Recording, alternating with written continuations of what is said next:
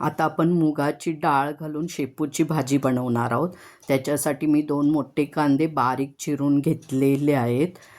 5-6 हिरव्या मिरच्या कमी तिखटाच्या त्या जरा मोठ्या-मोठ्या चिरून घेतलेल्या आहे. एक जुडी शेपूची भाजी छान बारीक चिरून 3-4 पाण्याने स्वच्छ धुवून घेतलेली आहे. आता आपण कढई ठेवून 1 चमचा त्याच्यामध्ये तेल घेतलेलं आहे, फोडणी घालून घ्यायचं आहे. पाव चमचा जिरं घातलेलं आहे आणि 5-6 लसूण पाकळ्या छानपैकी ठेचून घ्यायच्या आहेत, त्याही फोडणीत घालायच्या आहेत आणि कांदा मिरची घालून छान परतवून घ्यायचं आहे.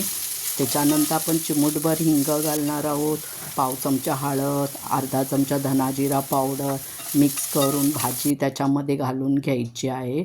ती पण मिक्स करायची आहे आणि त्याच्यामध्ये आपण 1 चमचा मीठ घालणार आहोत. मीठ घालून झाल्यानंतर मिक्स करून 2 मिनिट प्लेट ठेवून भाजी शिजवून घ्यायची आहे. 2 मिनिट झालेले आहेत. 5 मिनिट भिजवलेली मूग डाळ आपण याच्यामध्ये घालणार. मी वरून घालते कारण मिक्स केली की खाली लागू शकते.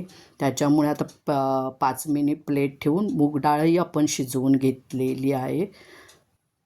आता सर्व मिक्स केल्यानंतर परत प्लेट ठेवून 2 मिनिट वाफ द्यायची आहे, म्हणजे सर्व मिक्स होण्यासाठी. तर आता आपली ही मूग डाळ घातलेली शेपूची भाजी खाण्यासाठी तयार आहे.